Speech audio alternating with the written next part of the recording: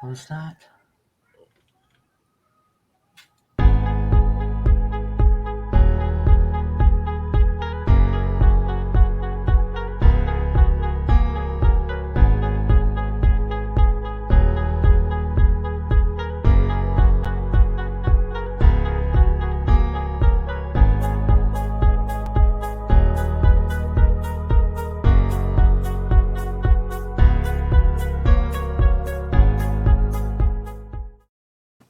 Good afternoon, everyone. Welcome to a Monday edition of Iowa Pagan News on the Prairie Land Radio Network. This is Pagan Artist Spotlight. And this afternoon, I'm joined once again by my co-host, Christy, and also our special guest, Amarynthia from York. Hi guys. Appreciate you taking time out to join us. Now, it's 9 o'clock your time, so I want to say good evening to everyone over in the UK. Thank you for tuning in. And I gotta admit, when I first came across you guys and listened to your music, it really impressed me. That's the reason why I reached out to you and wanted to invite you to come on the show, and so we can get to know you guys.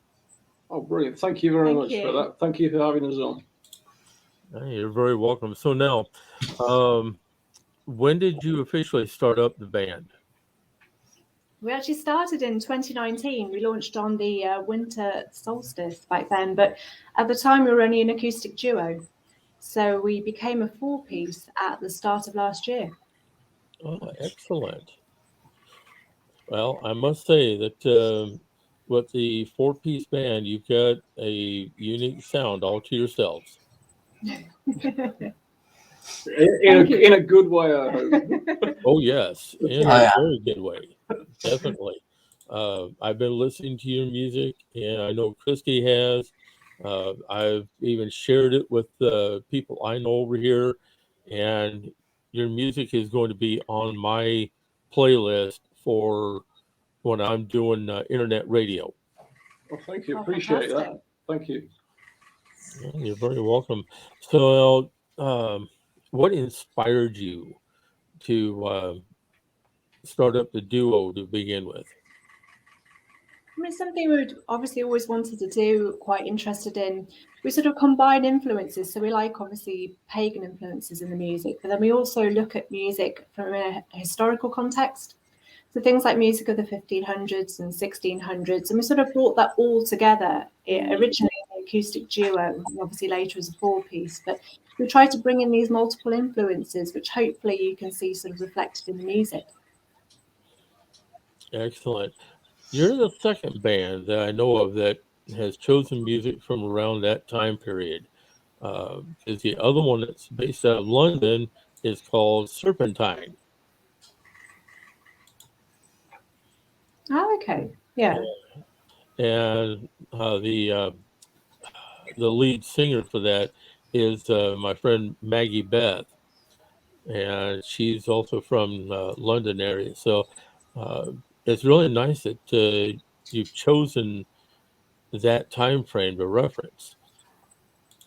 I think it's a really interesting time for music. It's got some nice sounds, but at the same time, it's a simpler music. But what we try to do is sort of take that sort of historical context and sort of add our own spin to it. Mm-hmm. So we've sort of played around, although we've got more modern instruments now. We tried to play around with the ideas of still keeping the original sounds from that time period, but try to sort of bring our own influences, bring some more modern instruments. But then that being said, you have got a traditional drum now. I have, yeah. Got the bodhrán now. It's a traditional Irish instrument. It's like a huge tambourine, and you just play the stick. And if we ever do an acoustic, normally take that along with us because I play the drums in the band, and people don't really like you turning up with a whole drum kit just to play 3 tracks or something on an acoustic session. Mm-hmm. So we play when we play live acoustically, we are quite traditional back to those times, aren't we? Very cool. And what was your each one of your upbringing like? I mean, were you around music as kids? Yeah, very much so. So obviously I play the flute as one of the instruments in the band. So I've been playing that since I was really quite young. How long have you been banging drums for? Oh, I played I played drums as a kid, and then fancied playing the guitar and fancied playing the saxophone. So I had a little dabble with all of those. But all the time it was been the drums, and I've come back to playing the drums really quite in the last few years, all the time with nothing else. And Amarynthia has been a great band for me because all through my life playing drums, it's been covers bands, rock influenced music. Now playing the music which we think is more like traditional pagan folk music, it's really quite difficult. It's a different way to play the instruments to get the sounds, and it's been really interesting. But I have to say, it's been a whole lot more difficult than some of just the regular rock stuff that you normally play as a drummer.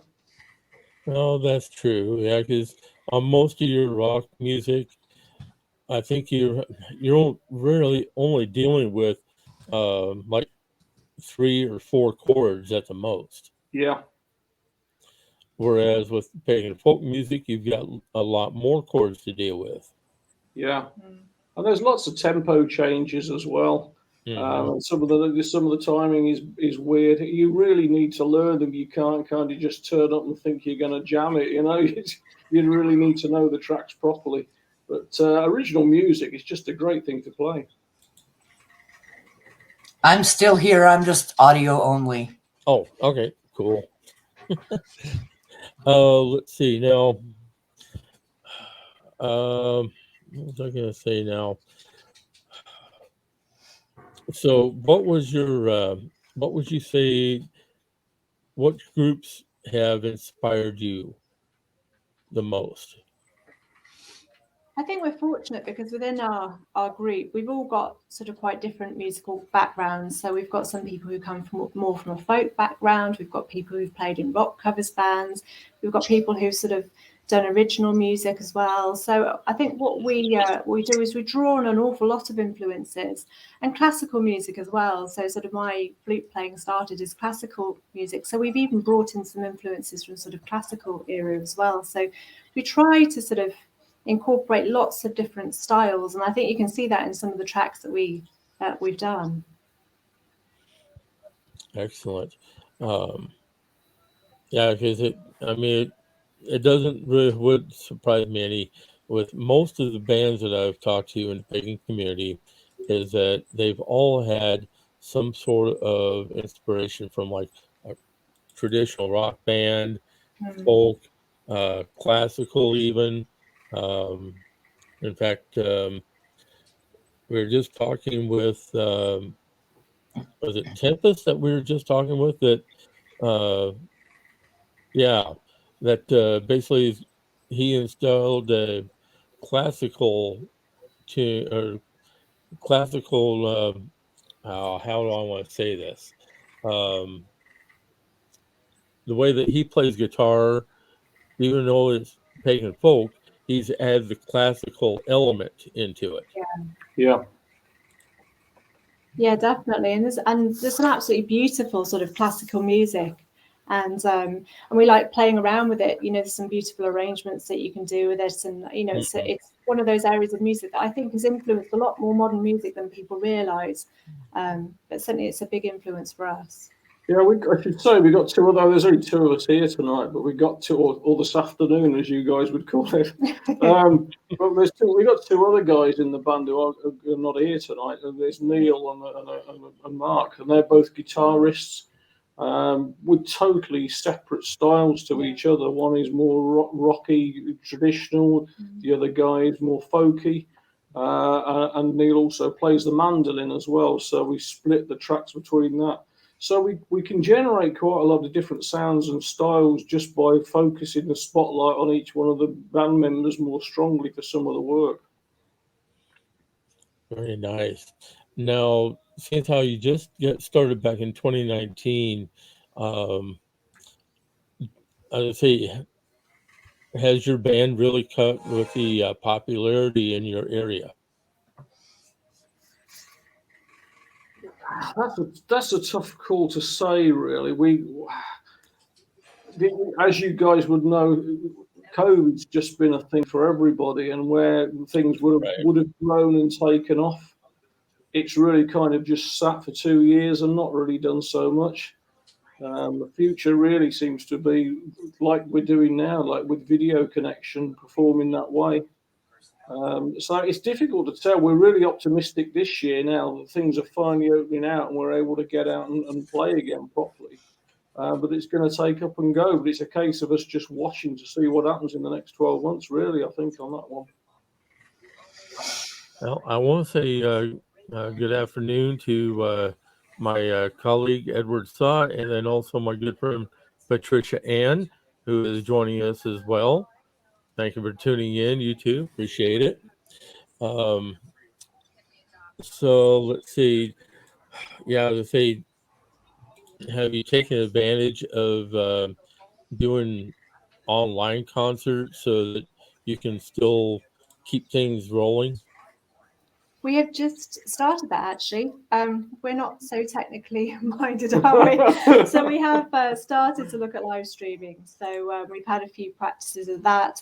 And we have actually, we're going up to a castle near Scotland next month. And we're actually going to be doing a live stream concert from a place called Chillingham Castle, which is reputedly the one of the most haunted castles in the UK. And we're going to set up and actually gig from their minstrels gallery. So we're looking forward to doing that one. We're not 100% sure of the tech, so it may yet be a recorded video session. But if we can live stream it, then we certainly will. That'd be fun. Yeah, it would be fun. I've always had a thing about wanting to go over there and tour all the old castles, because that's something that has really been something I've been wanting to do. So I'm hoping that one of these days I'll be able to travel over there. Oh, that'd be good. You'd be welcome to come on over. It'd be great. It'd be great to see you in the UK. Come on over. Oh yeah, you will not believe the amount of invites I've had from people I know over in England, Ireland, Australia, and now also into Finland. I've had tons of invites from groups and everybody wanting me to come over. It's almost enough for us to do a tour of our own around the world, isn't it? Yeah, it would. It very much would. An IAPN concert tour. Yeah. That would be fun.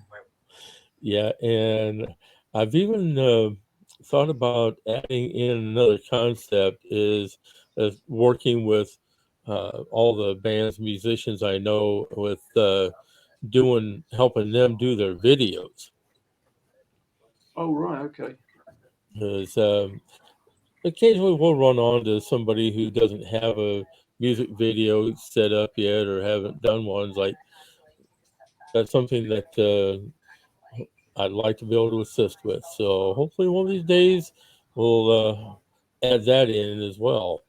That would be really good. We would like to do more video work, I think, wouldn't we? We concentrated so much on getting the band's tracks together and doing the second album. We realised we need to put more into the tech as well, so we can do the live streams and a nice professional quality video, something that we can post back out again. But we can't do everything. Just time is kind of with the music and day jobs and everything, you know. Right. Oh yeah. I was saying, when you're putting together your albums, do you go into the studio to get it done, or are you finding that you're doing a lot of everything on your own? We've actually found a great studio in York, which is quite close to us, and they did our last album, and they have a guy there who's sort of very sympathetic and has quite a good background in folk music. And was it Tim? I think it was Tim, yeah. And he was just absolutely amazing on our last album. So we're going to use him again this time. But yeah, great local studio. So out of all the music that you've done for these two albums, what one song really sticks and resonates with the both of you? That's a tough one, isn't it? Yeah, I think we probably like different songs, don't we? How would it go on then? Yeah, There you go. I really like Queen. On the first album, I really like Queen of the Circle. Excellent. I would say usually there's always one song that will really resonate with a band, and it turns out usually it is their favorite one to play. And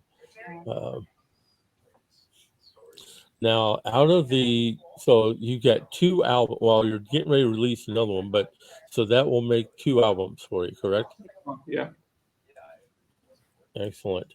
And then we got some only of original music. We got some unrecorded tracks that we haven't put onto an album. So we have other material as well, but the 2 albums are especially the album we're just doing now. That's the thing we're really concentrating on, because we just want to get all that right, and so it's ready to get mastered when we go into the studio to record it. So we're just putting everything into that right now. And then we'll just continue. I guess we'll just continue doing more tracks and then hopefully do another album. But we need to try to get out and about now that the COVID's kind of given us a break. We'd like to try and get out and do some live stuff, you know. Yeah, you're not the only ones that have said that, because we've had discussions with a few people now that have said that they're chomping at the bit to get back out and to be able to play live for people, have that personal connection, and do what you love doing. Let's talk about your second album. That's coming out soon, and I'm sure you guys are excited about that. That's the Sisters album, and that launches June 25th, you said? It is, yeah. And we're having a launch party. We have a cafe called the Leaky Teacup, and they are based in Retford, near Nottingham. And they have just been amazing friends to us ever since we first started, ever since, in fact, we were the duo back in 2019.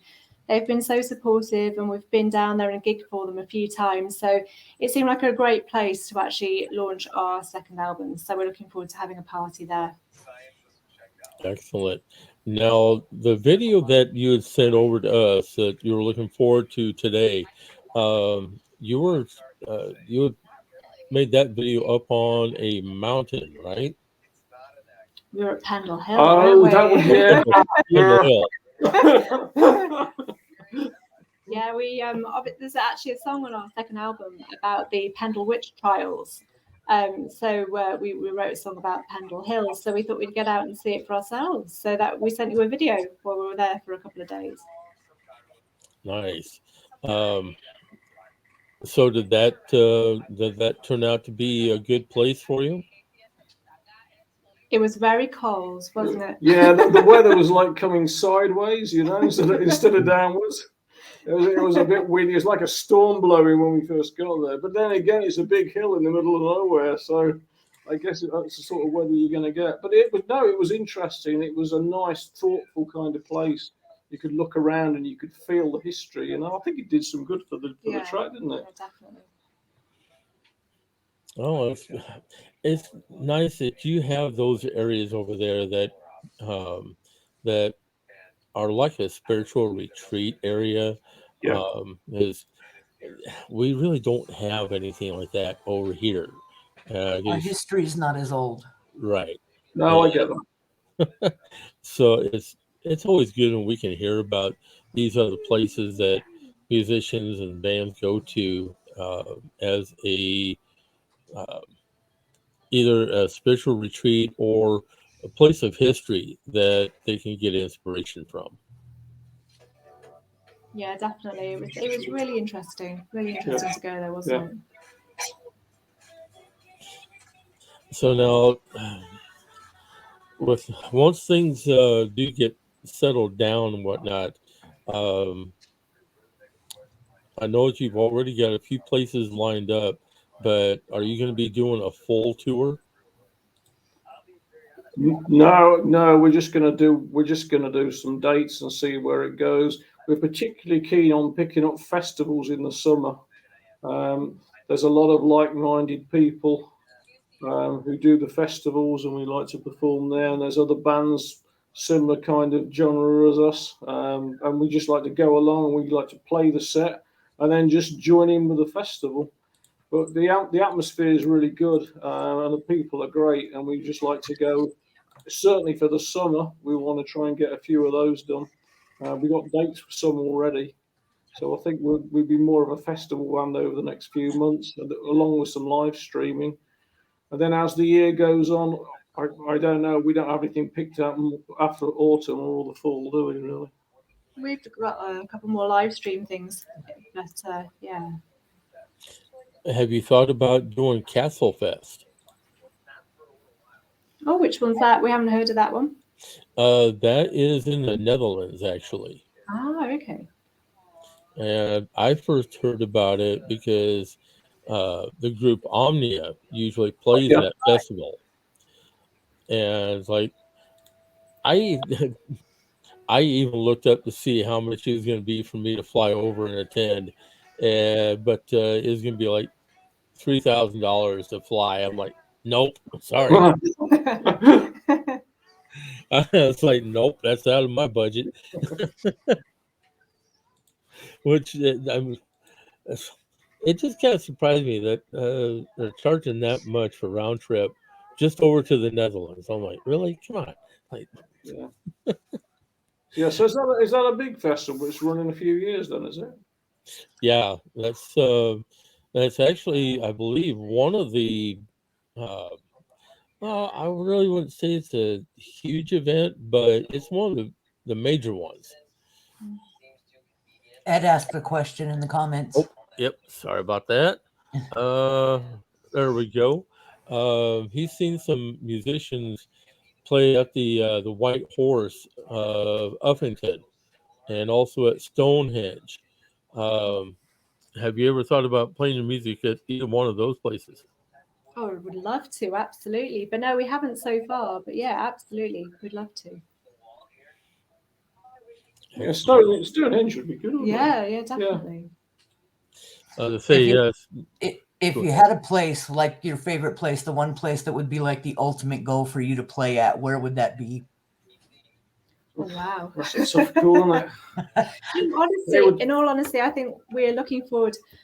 Obviously, we're doing the castle next month, but we have actually got some live stream venues set up for some other sort of really haunted places. So we've been asked to play at a library, which has got a resident poltergeist. We've been asked to play in some other sort of really interesting sort of castle keeps and things like that. So we're hoping to get this sort of series of sort of haunted live streams up and running, and I'm sort of looking forward to those. Yeah, it'd be good to get some footage from those. Yeah. Let's see, and I believe that one of them, the bigger venues, is Slane Castle, if I'm not mistaken. All right. Yeah. I don't know it, but I've heard of Slane Castle. Yeah. They have some big events on there, don't they? Yeah. And the first time I heard about it was when they hosted Celtic Woman. Back a few years ago. And yeah, there is you could only see the outside of it, but it looked like a fantastic place to do a concert. Yeah. Yeah, you should really come to the UK. You know more about it than I do. Well, I do the best I can with what I'm able to learn about anyway. All right, now we've got one of your videos that we're going to be playing here in just a little bit. It's called A Hand of Thatch. What's the story behind this? So this is again, it's looking at sort of witch trials and how they determined that somebody was a witch, and one of those was to actually sort of burn a hand of their thatch as a determination of whether they were a witch or not. So the song talks a lot about a sister being taken away for a witch trial, and that obviously people worried about themselves being involved in the trial too. Mm-hmm. Okay.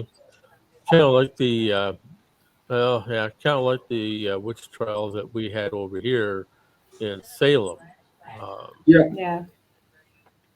yeah. Excellent. Um, so now, uh, is there a particular place that you shot the video at? Well, this video is just a collection of, because what we should say is outside of the music, we do actually get on really well as a band. And that is a great thing to have four of us getting on so well. And a lot of the photos that you can see in our video are just us out and about, sort of festivals and sort of spending time together after we've sort of done our set. So it really is quite representative of how we are as a band, that we all get on so well. Yeah, to say, because the videos that I was watching on your Facebook page of your rehearsals, and it looks like your rehearsals also go over quite well too. Yeah, we have a bit of a laugh, don't we? Well, if you're not having fun while you're doing it, then Yeah. what's the point? That's exactly what we say, isn't Yeah. it? Yeah, yeah. It's good. You've got to enjoy it at the end of the day. Yeah. And we do. We very much enjoy it. We enjoy each other's company, and we do stuff outside the band time. It's good. It's good. Excellent. All right. This is called Hand of Thatch. Let's take a look at this.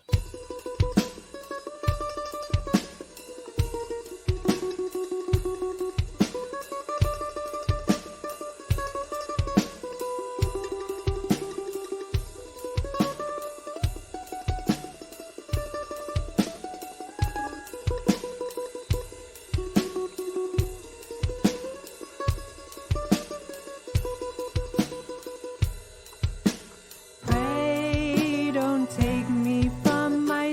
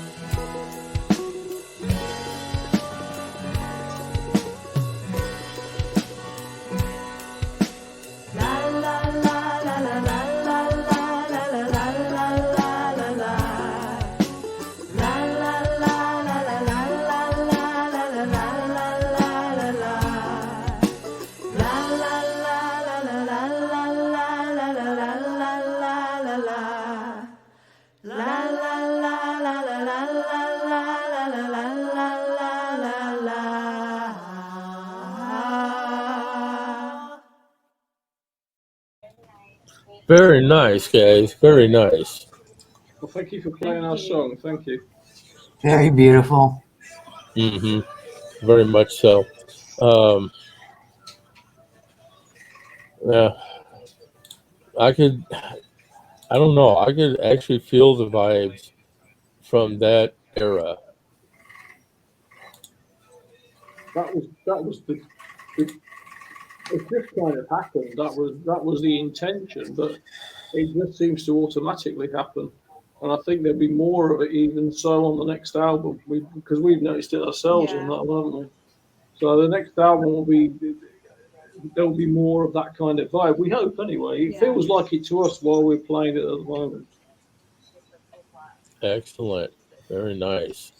So now, okay, now with the your upcoming dates that you've got, that you've already got set up, those are all just local ones for you, right?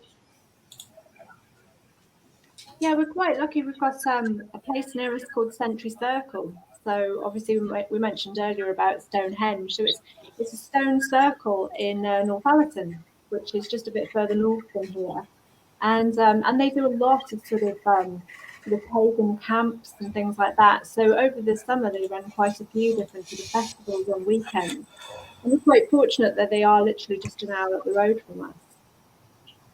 So, what kind of following do you have so far? We've got a few thousand followers on Facebook now, which is absolutely brilliant. So, yeah. And are you, with your area, are you hearing people that are wanting to get out and go to the concerts again and be able to see live music? Yeah, very much. That's a really big thing. That's on top of everything else. That's what everybody really wants. Around here, because we're touristy in New York. There's quite a lot of hospitality. There's a lot of bars and restaurants, and there's a lot of professional musicians who are actually just working in bars, just trying to find something to do until they can get out and play again. So everybody wants it, and the people want to see live bands as well. So everybody wants it for lots of reasons. Well, one of the other performers that's over there in the UK, he goes by, well, he's Dave the Bard or Dom the Bard. And he, over the last, I would say, yeah, over the last year and a half, he has actually been doing living room concerts to where he's actually going to a person's house and doing living room concerts just with him and a guitar. Oh, that's cool. Do you think I get a drum kit in there as well? Would you know, if you could? We play some cafes and very small venues as well. And I've had to buy this tiny little drum kit because I got a regular full size kit. I got a couple of them. I think we'd be a bit of a drum kit collector. But I had to go and buy this really tiny kit so we can play in cafes and bars. And it's like a child's drum kit, and you sit behind it, and there's this big guy with this long hair sitting behind this little kid's drum kit. It just looks ridiculous, but we do get to gig in some really small spaces because of that, don't we? Well, let's see now. What you should do, get yourself one of those. I'll think of it here in a second. It's one of those square ones that you sit on. Occasion. There we go. Yeah. Yep. Yeah.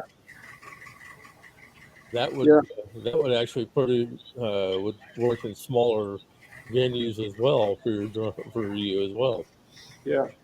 Well, that was kind of the reason why I ended up starting with the ballroom, because it's small and for acoustic sessions in small places, it's perfectly fine.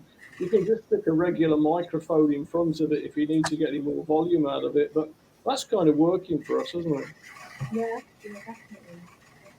Ed, so that song was a really lovely piece, and that the storytelling really came through.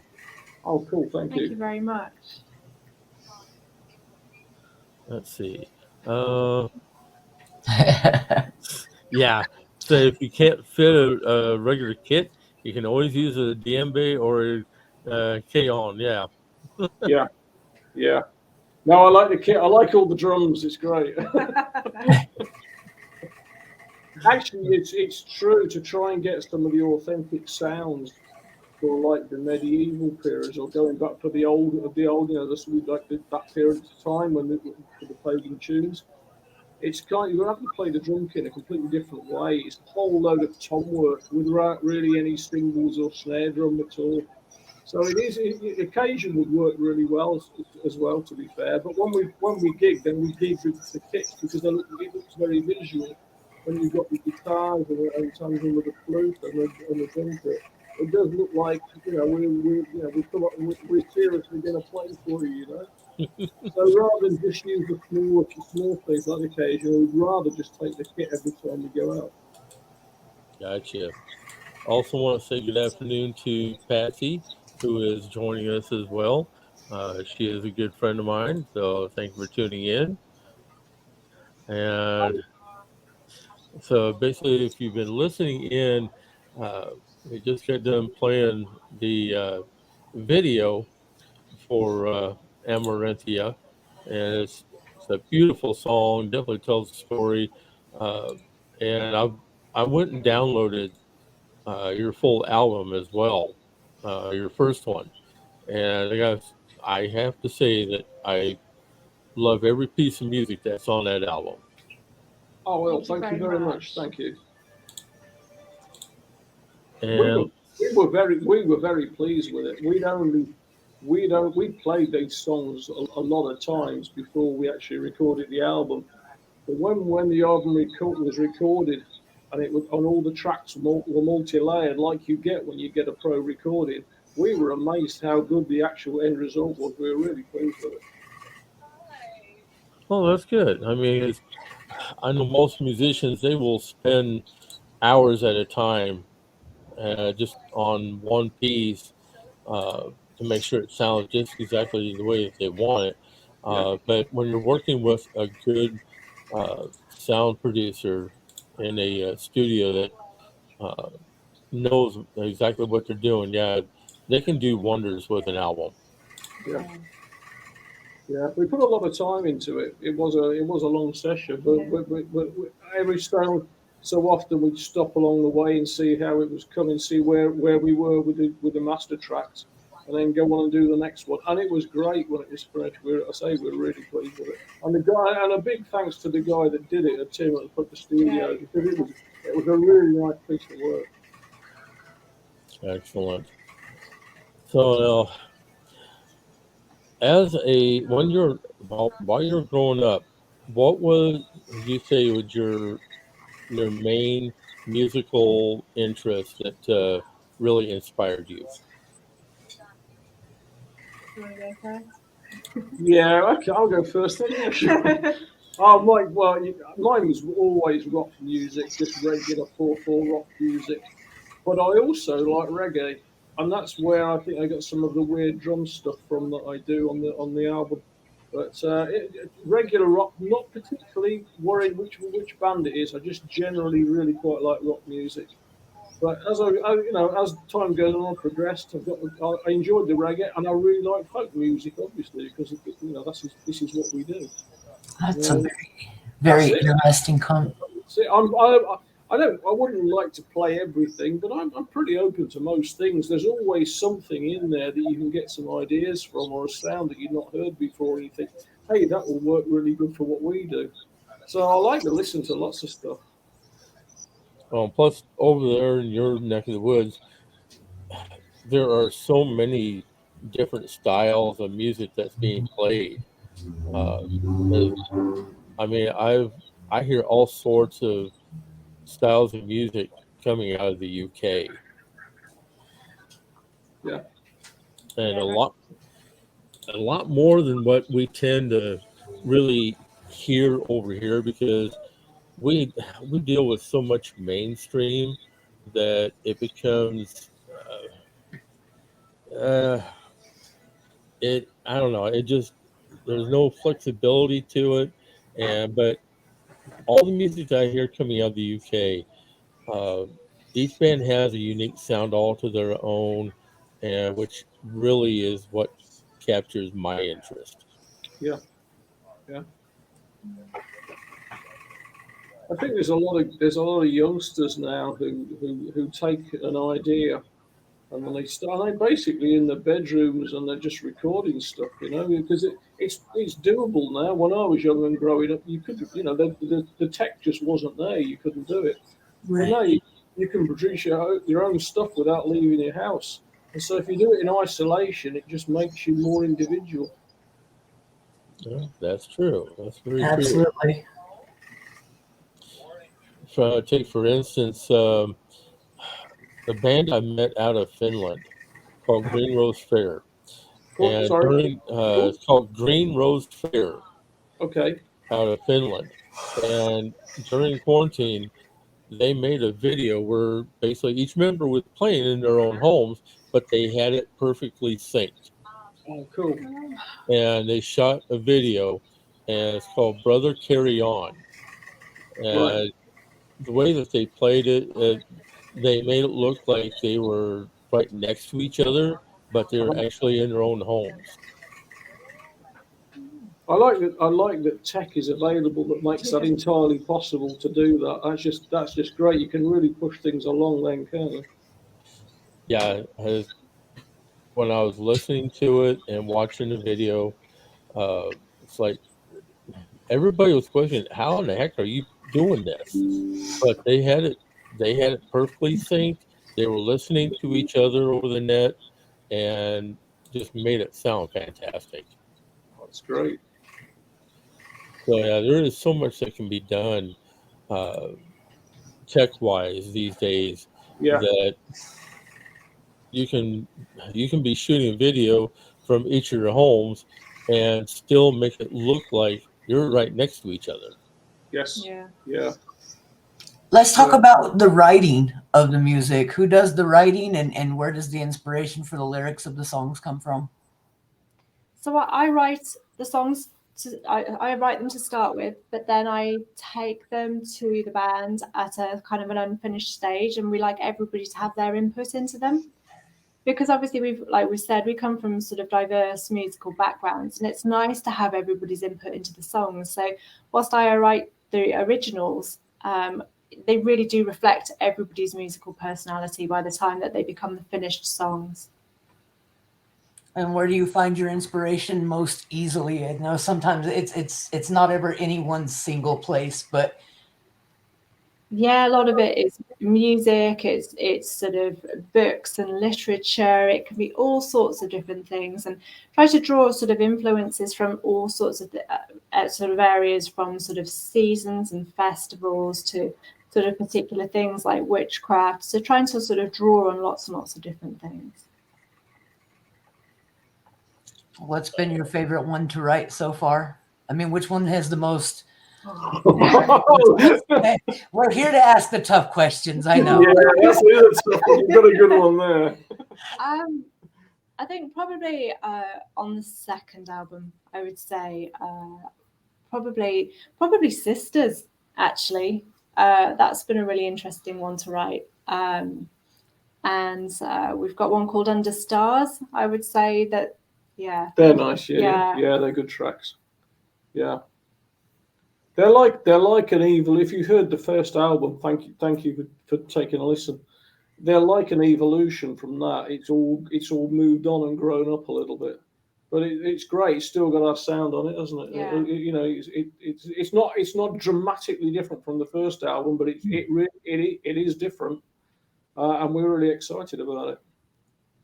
But it's a nice band. I mean, I'm the drummer. I'm not from the original duo. I'm added in when we became a 4-piece, and it's a great band to play for because although Tamsin writes the parts, she does the words and the basic melody. Everyone's allowed to come along and put their own stuff in. All the drum stuff that's in there, I've been allowed just to put anything in that I want and just do it the way that I want. And it's the same for the guys with the stringed instruments, and so it works really well. We all hook up and then we play together and see what we like and what we don't like and what works and what doesn't work. And that's really how we evolve all the tracks. And I'm gonna ask another tough question, and this one's for you as the drummer. Have you ever just kind of thrown something in there to see if it stuck? Oh yeah, I always do. Being funny. Yeah, in fact, we're normally a little bit late on in the stage where we ought to be sort of getting them sort of nailed down, and I'm still messing around and experimenting and changing stuff. But normally, at the practice sessions, we record what we're doing at the practice, and then we use those recordings to kind of listen back to and play to and see if there's anything we can master or change on them.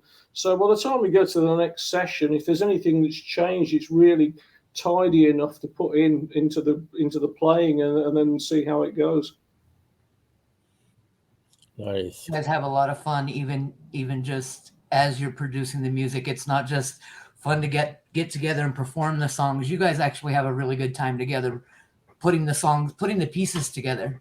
We do, yeah. It's exciting because you get a good chance to see what you like and what you don't like. You can keep changing things until you think, I didn't like that. I'll go back to what I did before. We'll change this. We'll change that. All the time, it's kind of evolving. So once the tracks are wrapped up and done, then we're moving on to something else, and then that's evolving. So all the time we're pushing something and changing something. So how do you guys celebrate the wrap of an album? Oh, we just go out and get smashed.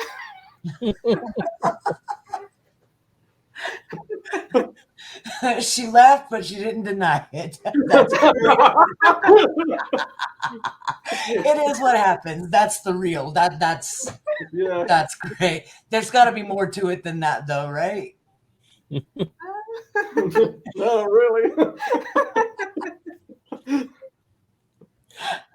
So over in York, for somebody who is, say, like coming over there for the first time to see one of your concerts, what's one of your favorite venues to play at? That's a good call, isn't it? We have played at a lot of really nice small venues where the people have just been so kind and accepting and good to us for a band. We really enjoy some of the audiences that we have and some of the places that we play.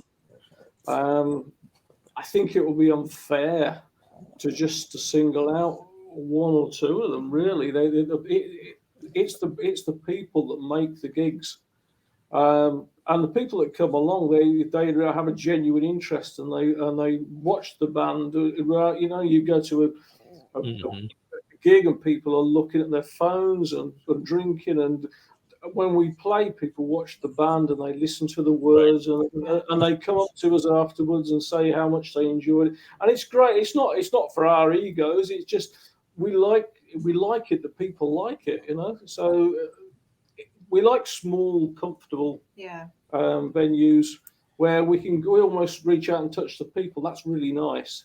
And we've done quite a few of those. The people, I really like it when people interact with what we're doing. Oh, of course, it's when you can get that personal touch and have that connection with the people who are coming out to see you, especially in the smaller venues. It seems like when you're in the smaller venues like that you have more of a connection to the people. So it's like that way they're getting to have that same connection with you. Yeah. You get that one-on-one interaction that's the part that seems to really last and resonate with people long term, right? Yeah. Yeah, I don't get so much interaction because I sit at the back behind the drums and nobody kind of sees me, so it doesn't work so well for me. But no, they're nice. We've done some really nice gigs where people have been really kind, and I like to. While if any of those guys are watching us, we'd just like to say thanks for coming along because it was a great evening. Definitely be sure to check out the band Amarynthia. They do have a few places coming up that they have scheduled. In fact, they've got Inspired at Century Circle this coming August. And then you've got the Filey Folk Festival May 1st. And let's see, I think they've got one other one here, right? The Leaky Cup. Yeah, the Leaky Teacup. Here we go. Yep, they've got the Leaky Teacup coming up. What's the date and the on? one about the Phoenix Rising Camp as well. Mm-hmm. What was the date on the Leaky Teacup again? June 25th. That is release day. That's their release day celebration. Yep. Pop so up the one right above that one. Yep. So you'll definitely want to go see them at the Leaky Teacup June 25th for their new album release. And I know usually when a band comes out with a new album that a lot of people are going to want to hear it. Well, we certainly hope so, don't we? Yeah, definitely. Yeah, we put a lot into it. It'll be great for people to hear it. Well, we've got all the dates, times, and links to Facebook and the Bandcamp page are all in the comments on the video. So if you want more information, you can reach out to us, or you can go check the video, the comments in the video, and all of that information should be there. So, right. And if you're in the UK and can get to the show, go. Yeah, most definitely go see them. If you're over in the UK, you definitely want to spend time listening to them, getting to know them, and just have a lot of fun together. Yeah, thank you for that. That would be good. Yeah, everybody's welcome. Please come along. So now, other than your Facebook page and your Bandcamp, let's see, they can also reach you via email, which is also on your Facebook. Now, are you going to be developing an actual website here soon?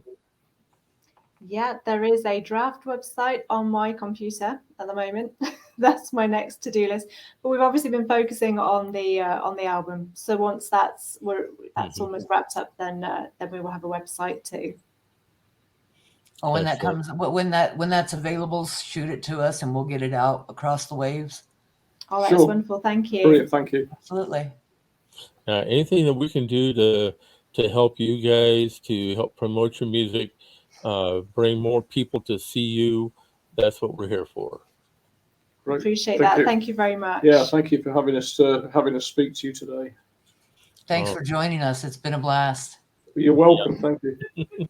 So definitely be sure to check them out, folks. And if you have questions for us personally, you can get with Christy at her email, and that's Christy at ChristyManAuthor.com. And then also you can contact me at Earl at IAPNradio.net, or else Iowa Pagan News at gmail.com. And there again, that's Christy's email, ChristyManAuthor.com. And in case you have questions for us, you can contact us personally. Be sure to also check out our, since how we now have merch, be sure to check that out. You can pick up our merchandise at that website, which is also listed on our website at iapnradio.net. And that way you can help support what we're doing here at Iowa Pagan News. This has been another great edition. Thank you both for joining us. And I want to say good evening to you. And I wish you all the best. Thank you very much. Thank you. You're very welcome. This has been another edition of Iowa Pagan News on the Prairie Land Radio Network. Have a good night, everyone. Pleasant journeys. Have a good week. And we will see you again tomorrow for another great interview coming up. So stay tuned. Have a good night. We're out. Cheers, guys. Thank you. Thank you.